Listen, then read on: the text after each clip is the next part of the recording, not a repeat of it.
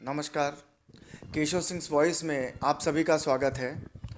आज हम एक खुलासे पे बात करना चाहते हैं। हमारे साथ में बात करने के लिए अटल अहिरवार जी हैं। मुद्दा ये है कि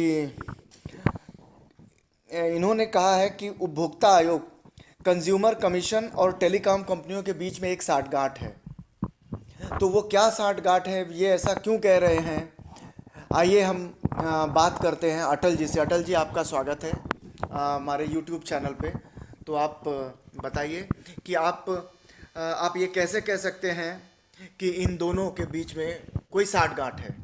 ठीक है। मैंने 2011 में, मार्च 2011 में थाने डिस्ट्रिक्ट कंज्यूमर फोरम में वोडाफोन लिमिटेड, जो कि उस समय आइडिया सेलुलर लिमिटेड थी, उनके खिलाफ एक शिकायत दायर की थी। मैंने नोटिस किया था कि किस तरह से वो अनधिकृत बिजनेस करते हैं और उसका एक भी पैसा टैक्स के रूप में गवर्नमेंट में नहीं जाता है।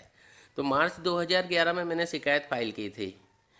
तो नहीं, आप ये कैसे कह सकते हैं कि उन्होंने टैक्स दर्ज नहीं किया था? उसका कोई सबूत है हाँ, आपके पास? बिल्कुल मेरे पास सबूत है।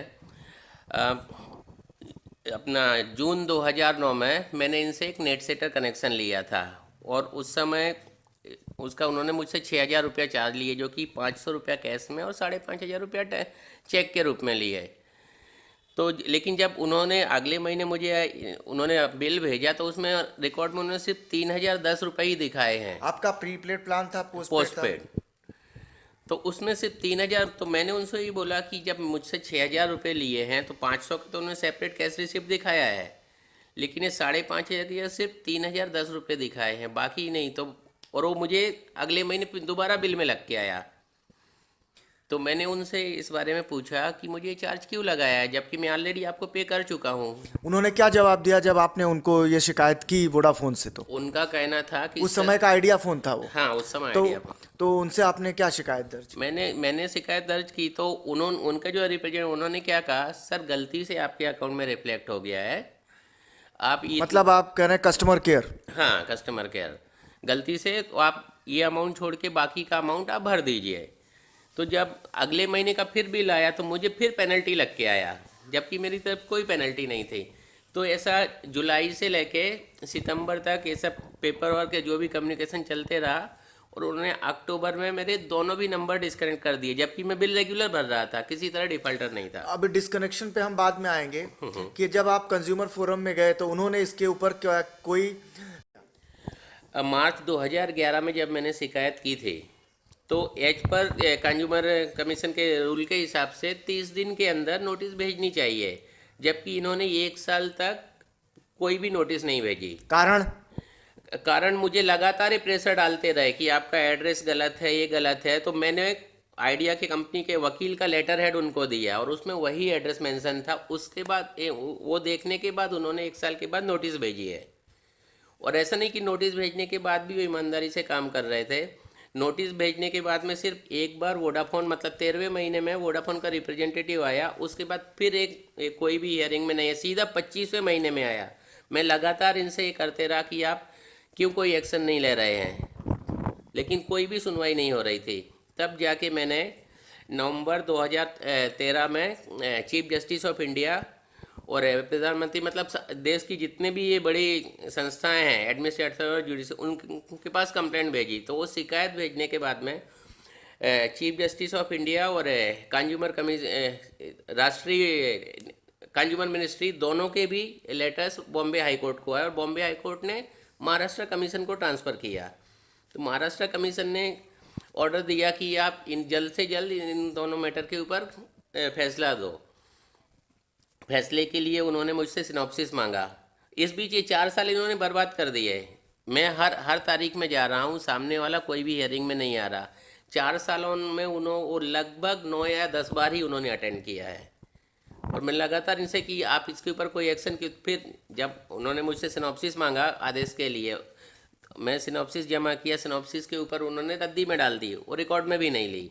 और इस तरह का ऑर्डर पास किया है। उन्होंने हर तरह से न सिर्फ अपने पूर्व अध्यक्षों को बचाया और वोडाफोन कंपनी को भी बचाया। इसका मतलब यह है कि कंज्यूमर कमीशन ने, की अदालत ने वोडाफोन के ग्राहक के हित की रक्षा न करते हुए वोडाफोन के हित की रक्षा करने का काम किया है। बिल्कुल आप ऐसा कहना चाहते हाँ, हैं? सिर्फ इतना ही नहीं, वोडाफोन की जो वकील थे, वोडाफोन की वकील के आगे कंज्यूमर कमीशन के अध्यक्ष जैसे कि उनके नौकर हो, पालतू नौकर हो, इस तरह व्यवहार करते रहे हैं।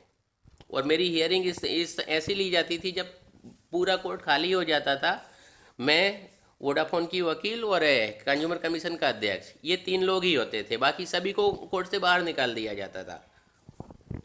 तो आज के तारीख में फिर हाँ, डिसकनेक्शन का जो आप कह रहे थे कि डिसकनेक्शन का क्या है? ये जो 5,500 रुपये का जो डिस्प्यूट चल रहा था, इसकी वजह से मैं लगातार शिकायत पेपर वर्क चलते रहा, तो उन्होंने 6 अक्टूबर को मेरे दोनों कनेक्शन बंद कर दिए। फिर मैं 6 अक्टूबर 2009 को बंद कर हाँ, दिए, दोनों कनेक्शन बंद कर बिना दिए। किसी किसी आउटस्टैंडिंग के और बिना किसी आउटस्टैंडिंग के, नोटिस बिना किसी नोटिस के, जो कि ये टेलीकॉम कंपनी अपने इस तरह की किसी भी जब तक कि ग्राहक ना चाहे तब तक वो नहीं कर सकती। बिल्कुल हाँ, वो तभी बंद कर सकती है जब वो डिफॉल्टर हो। हाँ, मैं डिफॉल्टर भी नहीं था और इसके अलावा मेरी क्रेडिट लिमिट भी अच्छी खासी थी। तो 6 अक्टूबर से लेके 21 अक्टूबर तक मेरे दोनों भी नंबर बंद कर, मैं लगातार शिकायत करते रहा इनके पास। तो आखिर में उनकी नोडल ऑफिसर ने मुझसे फ़ोन किया कि सर आप ये पेमेंट भर दो और आपको जो भी नुकसान हो उसका हर जाने के साथ भी पूरी भरपाई की जाएगी। तो उसके बोलने पे मैंने 21 अक्टूबर को जो भी उन्होंने पेमेंट मांगा मैंने पूरा पेमेंट भरा।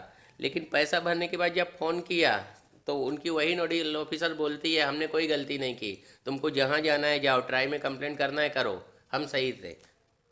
तब जाके फिर मैंने लगातार कम्युनिकेशन सब जगह कंप्लेंट कर, ऐसा कर करके मार्च 2011 में मैंने शिकायत फाइल कर दी इनके खिलाफ। तो आज के तारीख में इस केस की स्थिति क्या है? आज की तारीख में स्थिति देखकर तो यही लगता है कि देश का लगभग पूरे जितने भी उपभोक्ता आयोग हैं इस कंपनी की दलाली कर रहे हैं। आयोग के अध्यक्ष जो बैठे हैं इस कंपनी की दलाली करते हैं। मैं वो एग्जाम्पल के माध्यम से आपको समझाना चाहूँगा। डिस्ट्रिक्ट फोरम में मार्च 2011 में मैंने शिकायत फाइल की। 1 साल तक उन्होंने कोई नोटिस नहीं भेजी। 12वें महीने में नोटिस भेजी। 13वें महीने में फर्स्ट टाइम वोडाफोन की तरफ से वकील प्रेजेंट, उसके बाद सीधा 25वें महीने में आया है। कहने का मतलब है जो उपभोक्ता फोरम है वो एक तरह से इन सेठों के, इन बड़े बड़े लोगों की दलाली कर रहा है। बिल्कुल दलाली कर रहा है। और अभी मैं आपको और विस्तृत जानकारी बताता हूँ। 4 साल में जैसे तैसे डिपार्टमेंट ऑफ जस्टिस और बॉम्बे इन सब के प्रेशर में इन्होंने ऑर्डर तो पास कर दिया, लेकिन इस तरह का ऑर्डर पास किया जो कि उसमें एक प्रकार से वोडाफोन को बचाया गया था। तो आप इस पर रोशनी डालिए कि हाँ। क्या है, छोटे में बताइए, सारांश में बताइए कि ये इस ऑर्डर में जो मुंबई हाई कोर्ट ने जो दिया, इसका मतलब है chief justice of Mumbai high court is also a culprit. वो भी एक प्रकार से हम इसे कहें हमारी न्यायपालिका भी उन्हीं की तरफदारी कर रही है बजाय इसके कि ग्राहकों की सुनने की। बिल्कुल बिल्कुल हाँ, इसमें रोशनी डालना चाहूँगा।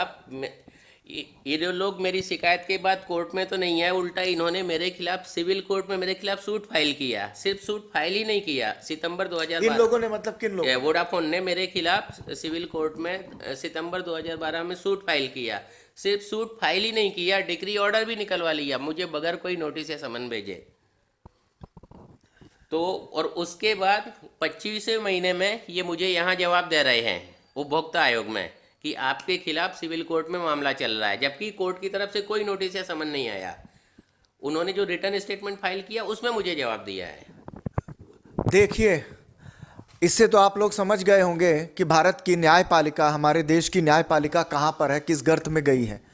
कि एक ग्राहक जो अपने हितों की रक्षा करने के लिए दर बदर ठोकरें खा रहा है, घूम रहा है, जा रहा है, बजाय उसकी सुनने के ये लोग दलाली कर रहे हैं।